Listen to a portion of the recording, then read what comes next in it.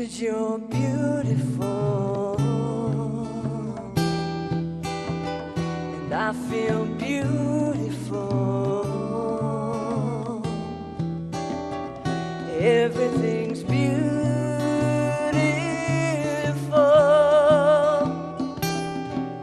when I'm with you.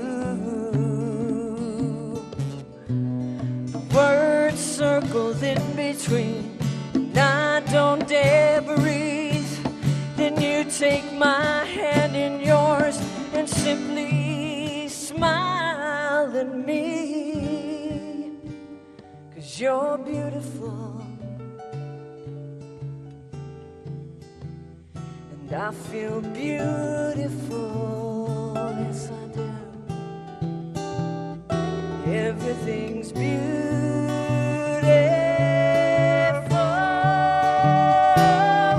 when I'm with you.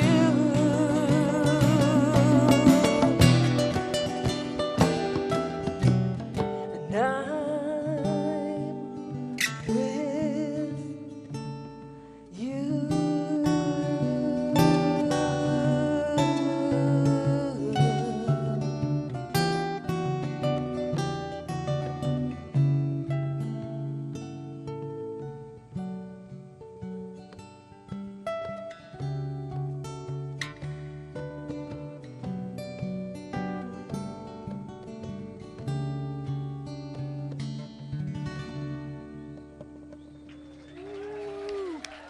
Thank you.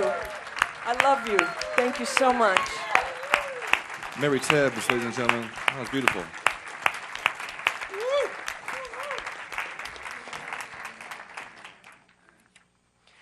We may add a third service just so we can have a whole Mary Tebbs concert.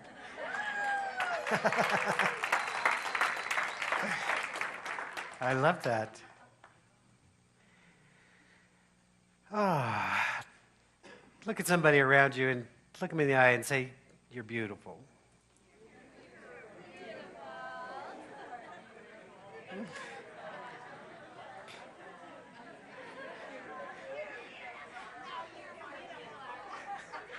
Now ask them, "Where the heck are my flowers?"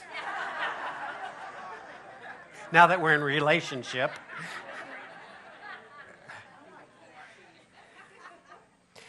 So those that know me know I have issues. And no more so than on this particular day. Who designed to have Valentine's Day on Sunday was a very bad planning on somebody's part. Not that I don't love Valentine's Day. I think it's lovely, but I just sometimes think we get a little weird as human beings around stuff. You know, I always say that holidays are designed to remind us to do what we ought to be doing anyways. We should not wait for one day out of the year to tell the person that we love them. And so, anyways, I may go there. I don't know. We'll see. I'm going to be kind and loving. But it's a fascinating thing. So that's my issue. Not that people are saying that I love you, but that sometimes if we don't say it in the right way, that somehow it doesn't count, right? And so I think our goal as spiritual beings is to be a more loving presence in the world to everyone, all of the time. So, and that includes your spousal unit. I'm fascinated how things get to be the way they are. And so I was thinking about this whole holiday of Valentine's Day and where it comes from. And do you know the story of Valentine's Day? The roots? Some of you do. If you do, you can sleep now and I'll tell the rest of them. I'll let you know when to wake up. So it's a lovely story because the story of Valentine's Day begins in the 3rd century. Claudius was the emperor at the time. This is pre-Constantine, just so you know. Christianity was not a welcomed group at the time. And so there was a saint who became a martyr under the name of Valentinus. Now Claudius, being a good Roman emperor as he was, demanded of his people that they worship the 12 Roman gods. Nothing wrong with that. There was no freedom of religion, so, I'm the emperor, you will worship the way I worship. Now, The problem was, did you not want to do that? The punishment was death. Oops. Most people took their faith a lot more serious than the rest of us, I got to say, right? So, but Valentinus was dedicated to the ideals of Christ, and not even the threat of death could keep him from practicing a belief. So, of course, he was arrested and imprisoned, given his sentence. While in prison, though, a remarkable thing happened. Because one of the jailers, seeing that this was obviously a very learned person, a very brilliant man, asked if he would teach his daughter, who was named Julia.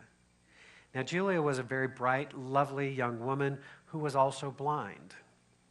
And so she had been blind since birth. So Valentinus said, of course I will. And so he began to tell her stories. He read to her stories of Roman history. He taught her about nature and how that works, the world of nature. He taught her about arithmetic, and he also taught her about God. And so in this teaching, she was able to see the world through his eyes. She was able to have an experience of life through another person that she couldn't have for herself, which is really a wonderful thought when you think about it, of that others bring to us a different experience of life. And when we're willing and we can commune with another, we can experience life differently, beyond our own limitations. So, at one point in their conversation, Julie asked Valentinus, does God really hear our prayers? And he said, of course, my dear, he hears each one. And she said, do you know what I pray for every morning and every night? I pray that I might see. I want so much to see everything you've told me about. And Valentinus very wisely said, God does what is best for us if we will only believe in him. And she said, oh, Valentinus, I do believe, I do. And she knelt and grasped his hand. And they sat quietly together, each praying. And as the story goes, suddenly there was a brilliant light in the prison cell. Radiant, Julia screamed, Valentinus, I can see. Praise be to God, said Valentinus, and he knelt in prayer. So this was the miracle that took Valentinus from Valentinus to Saint Valentinus later in the history of the Catholic Church. And I am told the remains of Valentinus are buried in Dublin by my resident Dublin expert. So on the last eve before his death, Valentinus wrote a last note to Julia, urging her to stay close to God. And he signed it from his Valentine, from your Valentine. I know. His sentence was carried out the next day on February 14th, 270 AD. Maybe that's why I have such a bad attitude about this day. I don't know. But the beauty of this story, I mean, it's obviously there is a miracle, but the love of two people, regardless of circumstances, of one being willing to stand in his ideal and in his belief, and another being enraptured in that awareness and having a healing in her life. Now, I don't know how we got here to the Valentine's thing with the flowers and the candy and the full-size, human-sized teddy bears and, oh my God, matching pajamas. Do you guys watch TV? I cannot believe. You can now get matching pajamas on TV for your entire family and the dog. Not sure why you want to do that, but you can do it. This is the great country we live in. It is an amazing thing. So I love that people practice romantic love. Did you get pajamas for your dog? I did not, but I might. It's not too late. Not for Valentine's Day, because I have issues about Valentine's Day, so I have to wait till another day. We'll have pajama day. So I love that people love each other, and I love that they express that love. And my only issue is ever that we get kind of into this thing that if I don't say it this way, the right time, at the right place, that it can become an issue. It also has to do with my background in restaurant businesses, in the restaurant business, and holidays are like, ugh, really? Everybody's going to come today? So, but I'm healing. I'm all about healing and releasing what no longer serves me. So the more important thing for me is that we recognize how love works. You see, I think we're at a disadvantage in the English language because we only use one word. We say love for everything. I love you, I love your shoes, I love your sweater. How do I fit into the scheme of that? In the love life, am I above or below the sweater, you know? Whereas in the Greek tradition, there's at least 3 words for love. They speak of familiar love or brotherly love. They speak of erotic love, eros, of romantic love, we might know that. And they speak of agape, that unconditional love, the divine love of spirit. And so I believe that in our awareness as spiritual beings, what we want to be practicing is this agape, this loving everyone. Now you say to me, how can you do that? Some people don't appear to deserve my love.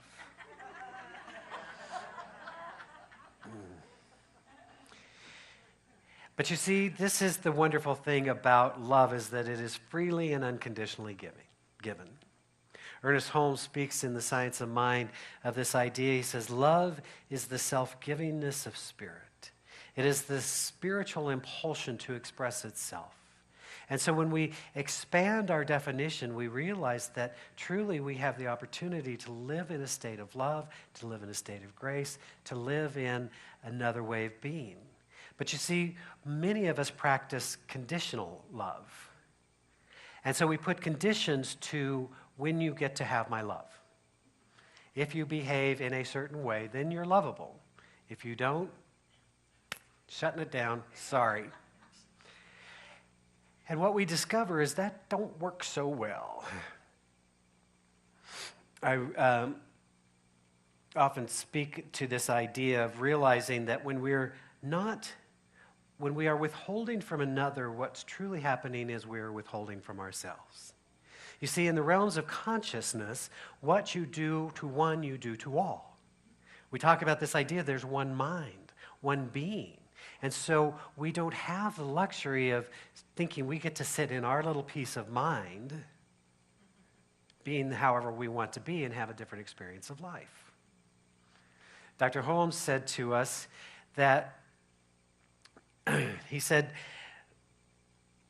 it is a law that the person who sees what he wants to see, regardless of what appears, will someday experience in the outer what he has so faithfully seen in the within. He says, from selfish reasons alone, if from no other loftier reason, we cannot afford to find fault, to hate, or to even hold in mind anything against any living soul. The God of love cannot hear the prayer of the one who fails to love.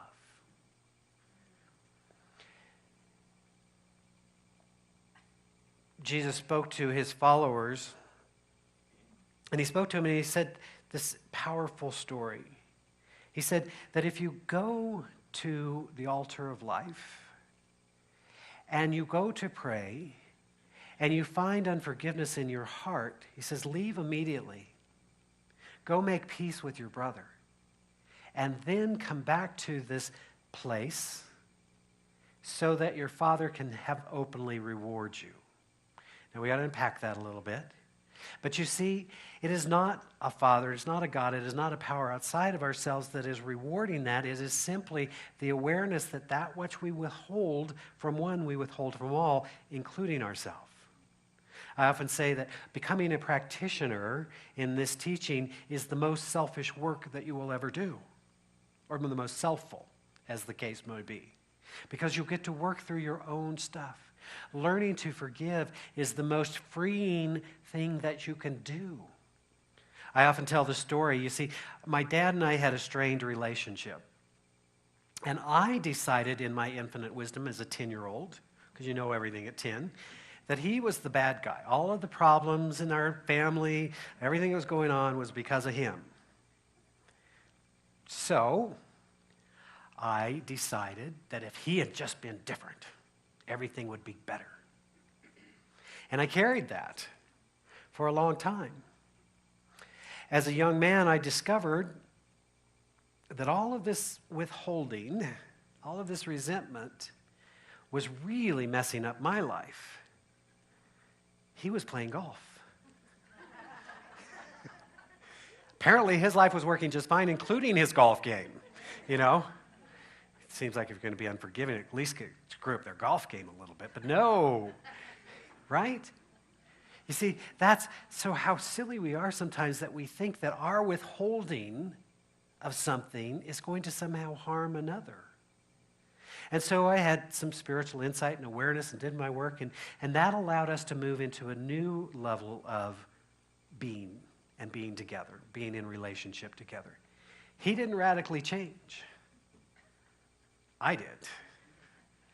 So and then, lo and behold, if my life didn't start working a little better, if good things didn't start happening in my life. And not only that, but I began to create the types of relationships that I was expecting from him. Now, whose job was it to say he had to be anyway? But sometimes we do that with other people, don't we? You see, I look around at the world and I think we have this huge opportunity to evolve as a species to a higher level of being. But in order to move to that higher level of being, some things have got to change. You see, we're in a world now where we are profoundly aware of whatever happens around us. Any part of the globe, any part of the planet, things that are happening, we know immediately. We're profoundly aware of the suffering of others. And so I look at our country, and I think it's an amazing ideal that this country was founded on. An amazing ideal. Now, some of you, if you've turned on a TV in the last 24 to 36 hours, you know a significant event has happened. If you haven't, let me tell you. Let me move into my news broadcasting moment, breaking news. So Justice Antonin Scalia, one of the most conservative judges, passed away unexpectedly yesterday. Died in his sleep.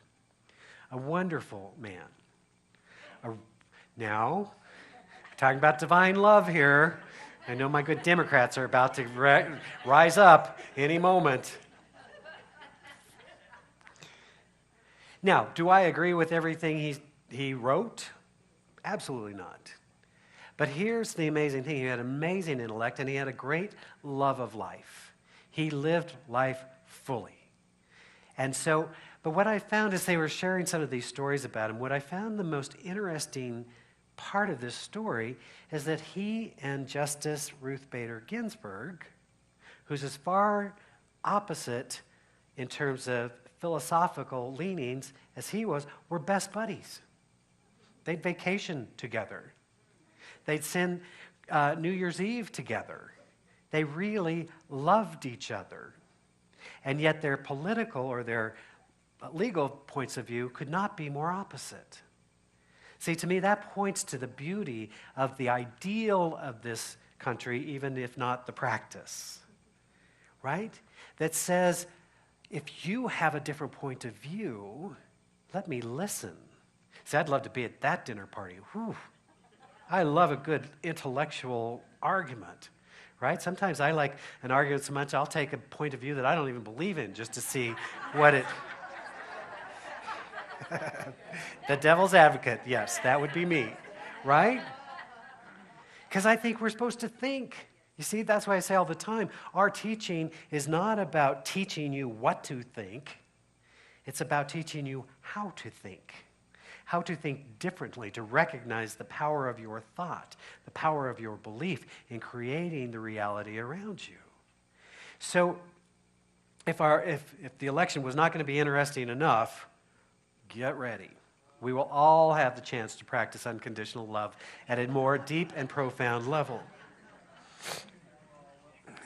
But you see, if we're not careful, as Holmes says, we only see what we want to see. Now, we can use that to our advantage or to our disadvantage. What I see happening so often, and particularly in political discourse, is that we only want to see or hear what we already agree with. You know, I'm going to say something. I'm going to just quote liberally, so if you have little children in the room, cover their ears. No, it's not that bad. Marianne Williamson used to have this great line, and she would say, you know, the truth will set you free, but first it will pee you off. Clean it up a little bit. Right? And have you ever had somebody share with you a profound truth and you just wanted to smack them? And yet sitting with it a little bit, you think, maybe. You see, Jesus was a teacher who managed to ruffle a few feathers because he was teaching truths that people didn't want to hear. Sometimes I feel like that's my job. I always say my job is to comfort the afflicted and afflict the comfortable. Right? I don't want you too comfortable. Because we've got to be willing to challenge our thinking. So this wonderful idea that we can disagree with another without ever withholding our love from them. That we can learn to love one another and have wonderful discourse. You see, over the course of my career, I've gotten to do a fair amount of conflict work. And I find it to be the most brilliant and wonderful thing. Because what I find over and over and over, whether it's a couple or whether it's a group, that we all bring our stuff to the table. And then when someone triggers your stuff, you think it's about them. So you hire a conflict resolution specialist like myself so that I can come in and straighten them out. But whenever doing this work, I always say, first rule is we're going to assume good intentions. That's the first rule. That you see, in our wonderfully diverse congregation, I love that I'm on so many people's Facebook pages. So I get the feedback about Bernie and about Hillary and about Ted Cruz and about all, the whole spectrum. I'm thinking, man, I've got a really wide and diverse circle of friends. Right? And I love you all. I just want you to know I'm practicing unconditional love. It's not my job to speak to the political discourse. But I love that there's a whole diversity of thought. And so what I pray for is that we can embrace our diversity, because what I find is when we're willing to be in conflict in a loving way, then what happens is new possibility emerges, and new creation and new invention can come from that.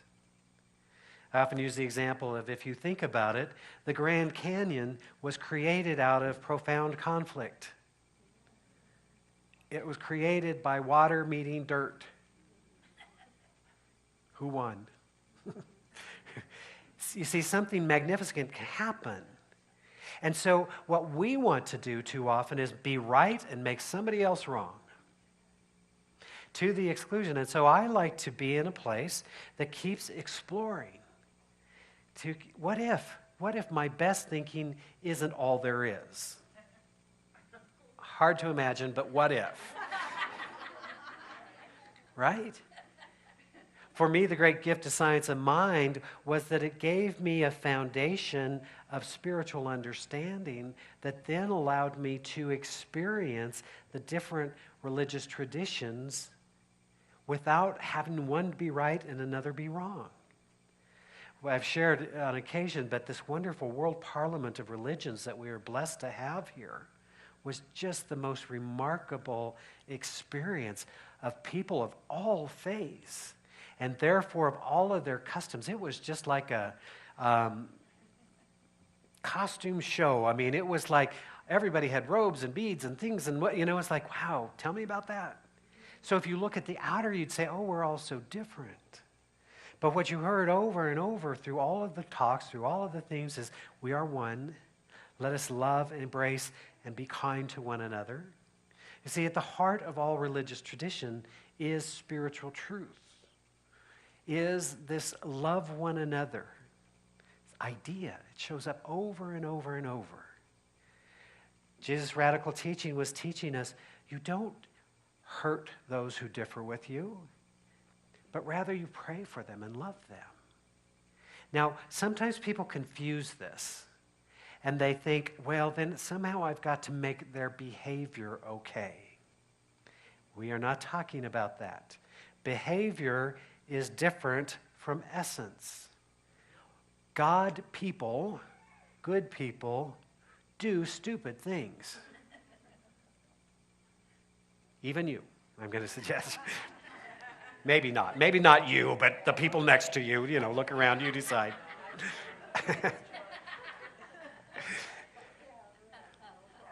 Right? We're profoundly aware of the stupid things other people do. But you see, we make errors. That's not who we are. The mistakes that we make are not who we are. There's a God essence to each and every one of us. And so the Master was saying, we can love the essence of that person, and when when behavior needs to be corrected, correct the behavior. But don't withhold your love from one another. You see, one of the great discoveries of my life is I didn't have to hate something to make change in my life. I could just make the change. Saves a lot of time. And a lot of drama. Holmes says that through the prism of God's love, I recognize the oneness of God and humanity. You see, when we really can expand our concept of the divine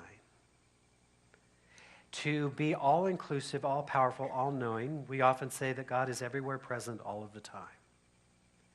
So if that is so, that if this loving presence is always available to us, then the forms in which it shows up are just expressions of this one life.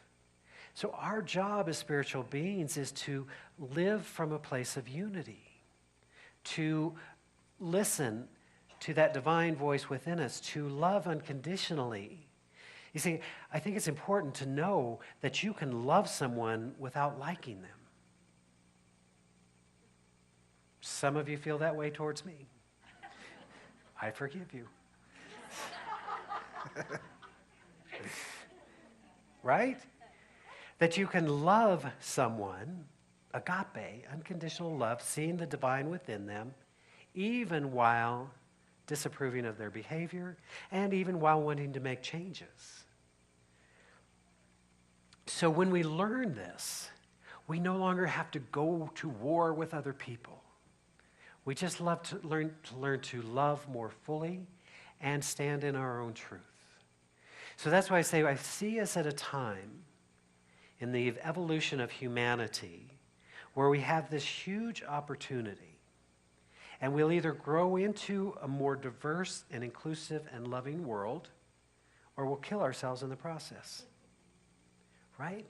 Because we don't get the luxury of just being tribal. We'll just go separate ourselves out. Those days are gone. So there's this huge opportunity, even in our political discourse in our country, as we go through what's going to be a very interesting period of time. See, I kind of know who you guys are and what you believe. I don't tell each other, I don't let you tell each other because, oof, that could get ugly. Might be kind of fun. Right? And I respect all points of view. It's wonderful. It keeps me on my toes. Because it's not my job, again, to tell you what to think. It's my job to help you to think. Our job as spiritual beings is to love everyone all of the time. Even those we don't like, and even those that we don't approve of their behavior. So we got a full-time job. This being spiritual, not that easy. But Holmes said this very profound thing to us. He said, think of the whole world as your friend. But you must also be a friend to the whole world. So I come back to this idea over and over of where am I withholding love? Where am I allowing my judgments to get in the way of peace? Where am I ostracizing or separating from others? And that's where I know my spiritual work is to be done. That when we see that I am a friend to the world and I will be a friend to the world, I will be a more loving presence. Ultimately, that is our fulfillment. So my invitation to you as we move through this week, please, if you're engaged in romantic love, have at it. I'll try not to be, I'll be better, not bitter, right? No, I'm happy for you. I'm so happy for you. But I decided I'm making myself Valentine's Day dinner tonight. I'm having a love affair with me. What would I do, right? So it's going to be fun. But, enjoy that. It's wonderful to be in love. It's wonderful to have a spouse. It's wonderful to have a partner in life. But it's also kind of wonderful to be single. Right? You're not an incomplete person, right? So wherever you are, our job is still to love one another more fully, more joyously.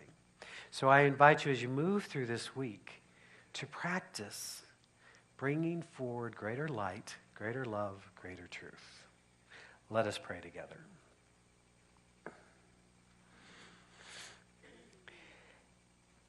So our wonderful practitioners are coming forward. And we are preparing our consciousness in that recognition of the one life, the one presence, the one power, and indeed the one love. For we know that Spirit is indeed the self-givingness of itself into life and into all of being. We recognize in this moment that we live, move, and have our being in this divine presence. We open our hearts to experience unconditional love. We open our minds to experience divine wisdom. We're simply allowing ourselves to be the place through which greater love, greater light, greater truth is revealed. And so we stand in the awareness of this presence and this power that is making itself known through everything, everywhere. We know that this divine intelligence is beating itself through our heart, breathing itself through our breath, that we stand at the very center of our own universe. And so through powerful intention, we simply accept the reality of the day, that we are created in wholeness and that wholeness is our divine birthright. We allow that wholeness to reveal itself as health, as well-being, as vitality.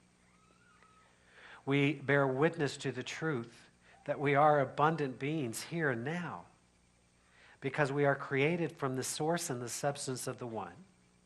And so we allow ourselves to experience the divine flow, graciously giving, joyously receiving of the infinite bounty. We know that we are created of unconditional love, and so we move into that consciousness and allow it to heal and transform. First, our relationship with self, and then our relationship with others. We find it very easy to forgive, to release, to let go, to live in a state of grace and of compassion and understanding. How good it is to bear witness to this spiritual truth and reality. And so I invite you in this moment to simply open your heart to the greater possibility that is seeking its expression through us right here and right now. And as we do so, we recognize that we are blessed beyond measure, that we are alive, and not only alive, but living in the most dynamic of times, that the consciousness that we bring forward is part of that healing movement taking place. And so we bless our brothers and sisters around the planet. We know that every man, woman, and child is an expression of this one life, this unique expression of divine love. And so we accept peace on earth, goodwill for all. We bless all priests, all rabbis, all ministers, all teachers of every faith, for we know where two or more are gathered in the presence of the I Am, love is there. How good it is to know this truth. How grateful I am for this spiritual community which continues to unfold in ways of love, in ways of joy, in ways of abundance. So for all of these blessings and so many more, I'm simply giving thanks, releasing this word into the law, knowing that it is so, as together we say, and so it is.